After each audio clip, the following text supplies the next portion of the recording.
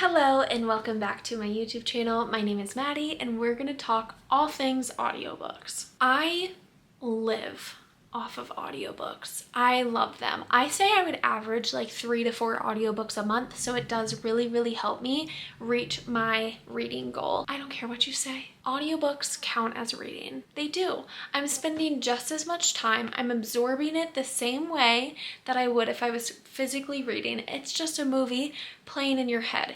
Now, growing up, I had a really tough time with reading comprehension, and I genuinely think that was because I was reading it and then I had to put it in my brain, figure out what the words were saying, and then translate that to what was actually happening. And for me, as a child, that was very difficult. My reading comprehension skills growing up, shit. So audiobooks have been like a lifesaver in my adult life. I love audiobooks and I promote the hell out of them. If you're an audiobook listener and if that's all you can listen to, or if you just occasionally pick up an audiobook, good for you. I have 3 ways that I listen to audiobooks. Driving. That's number 1. I think driving, it's very convenient. I go through waves. A week of like, I will not listen to an audiobook while I'm driving.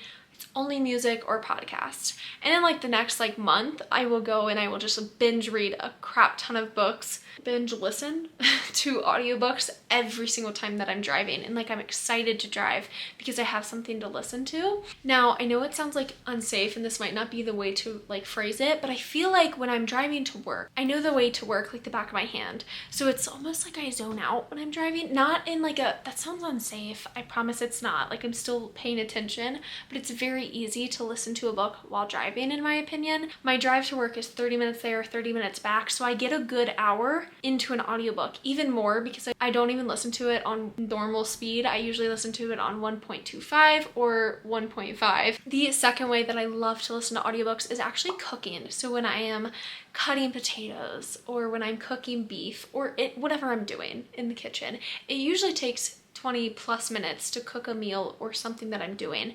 So listening to an audiobook, having something to listen to is so helpful and it passes the time very quickly. I kind of can like focus on cooking as well as a book. It's very doable. The third way, and this is basically the only other time that I listen to audiobooks, is if I'm doing like cardio at the gym, because I can't listen to music while I'm doing cardio. That just does not pass the time at all. So the next best option that I have is audiobooks when I'm on the treadmill or Stairmaster doing something. I work at a gym.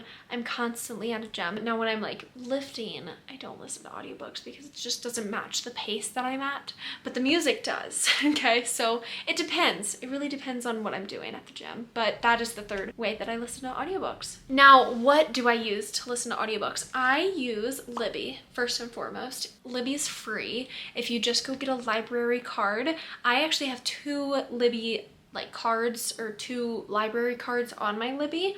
Virginia library card where I grew up, like I have that library card still, and I have access to their library of audiobooks on Libby. And then I also have my Colorado library card and I have all of their books also. What's crazy, okay? It depends on the library. The Colorado library that I'm a part of has thousands of books. Like I'm talking 50, 60, 80,000 options of books at all times, like available. But the one in Virginia that I have when I'm on Libby doesn't have that much available. They only have like 2,000 to 5,000 books available for listening, and usually like you're in a line for a really long time, and that's because the Virginia library that I went to was smaller than the one here. So I think it just depends on the size of your library and how much that library likes promoting Libby. So I love it. Libby is my go-to.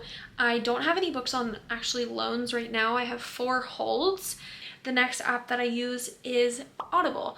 Now, I do use my mom's account because my mom and we have very similar taste in books, so her Audible and my Audible are very similar. We're always listening to the same books also, so usually if I'm like, hey mom, we should listen to this book, she's like, okay, great, let's use a credit. We use the credit and then we can both listen to it, so that's great. Let's get into some audiobook recommendations because again, I listen to a lot of audiobooks, but I think there's an audiobook thing that you guys are gonna agree with me on, okay? I'm a romance reader. I read a lot of romance, a lot of smut. Romance audiobooks are hit or miss. Not even just like hit or miss, like they are like god awful or incredible. For example, the Twisted series by Anna Huang. There are 4 books in that series. Okay, and it's dual POV in each book. But for all 4 books, the narrators, the 2 narrators, the female and male narrator in all 4 books are the same. Now it's very confusing when you have 2, 4, 6, 8 different main characters in a series and they all sound the same. And the female main character in that series, like that specific narrator for all the females in the books, was really, really cringy. Now the male narrator in the Twisted series, beautiful, deep voice, sultry, just like kind of sexy. Like, I loved it. The female was a little whiny. She sounded constantly like Legally Blonde, like a dumb character. Like all 4 main characters sounded this way, but they all portrayed different attitudes, but the narrator didn't change. And that's with a lot of romance books. Like, they're just kind of cringy to listen to. Say you're reading a really smutty scene in a romance book. I can read it and it's not cringy and it's not awkward.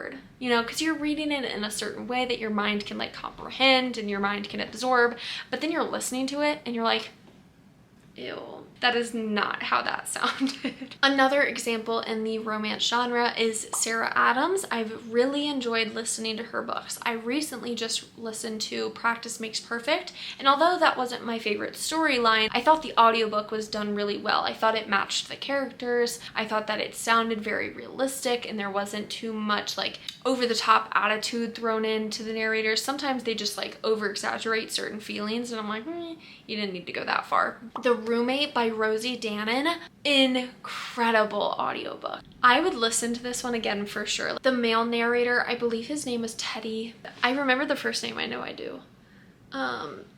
The Roommate, Teddy Hamilton. His voice I loved. It wasn't cringy. The male character, he's an adult film star in this book and he just did it so well. Like, you would think like, oh, reading about like the adult film industry doesn't sound like that great, but he made it wonderful. Like, it was such a good experience. And I think that's what audiobooks are. It's the experience, right? The next genre that I want to recommend, again, romance, it's not my favorite to listen to. So when I do listen to books, I typically gravitate towards the books that I don't really want to physically read, which makes sense, right? I'm going to listen to them.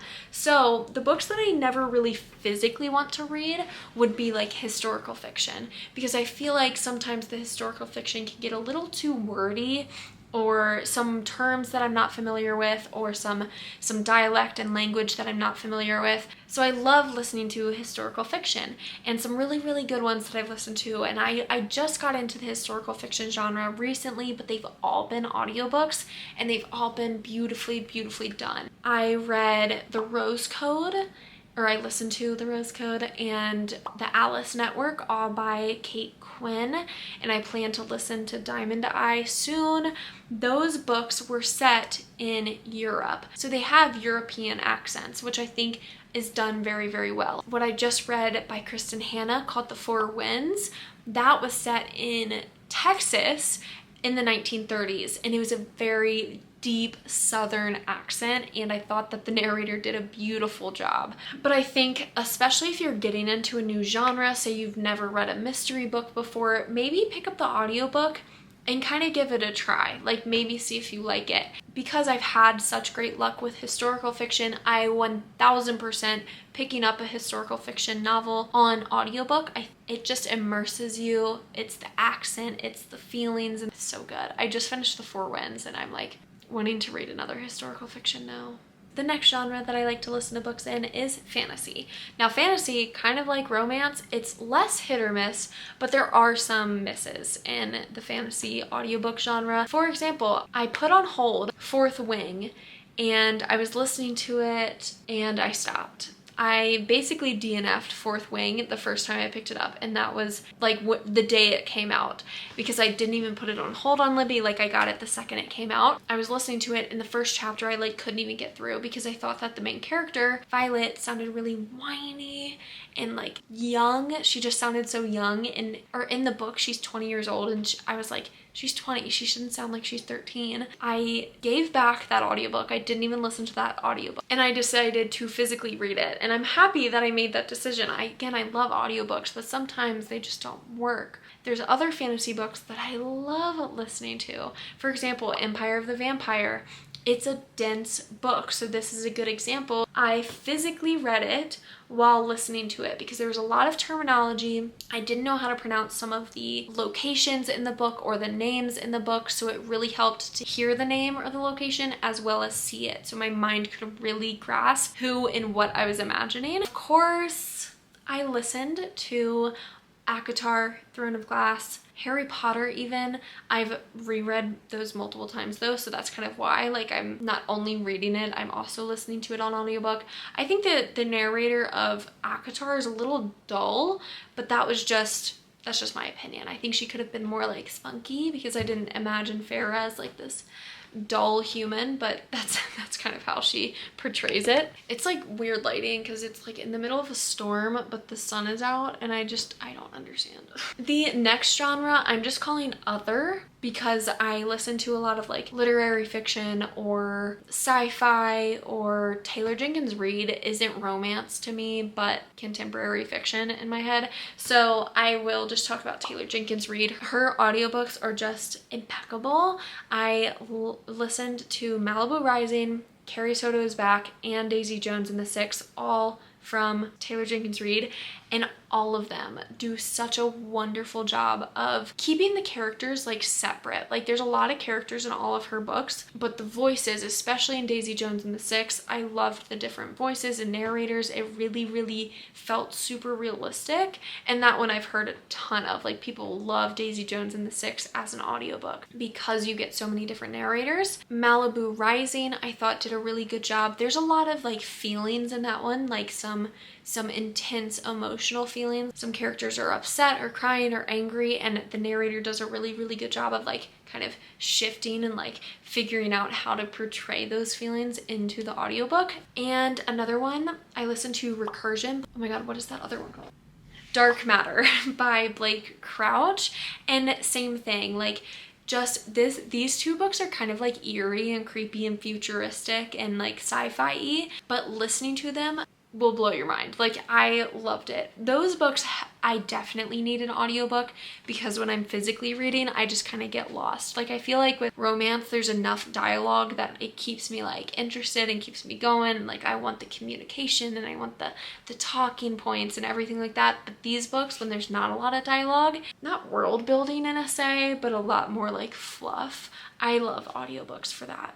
The Measure also kind of fits into that. Like, I loved the audiobook on this one. I did I physically read it? I think I just listened to it. I don't think I read it along with it. That is my take on audiobooks. I feel like my take will change over time. My taste in audiobooks will definitely change. I feel like right now romance is just not it for audiobooks with me. Like, I cannot stand them. It really depends on the narrator and like specifically how their voice sounds. But if it fits the character, then sometimes I'm like, yeah, the character is a little whiny. You know, so I don't know, it just depends really. I love audiobooks, and if you do too, and you've ever felt ashamed, because I've had people be like, oh, audiobooks, that's not reading. Like, yes it is.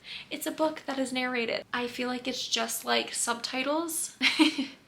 You know, and I literally have subtitles on my TV shows that I watch. Like, I just absorb it better. However you take in books best is how you should do it.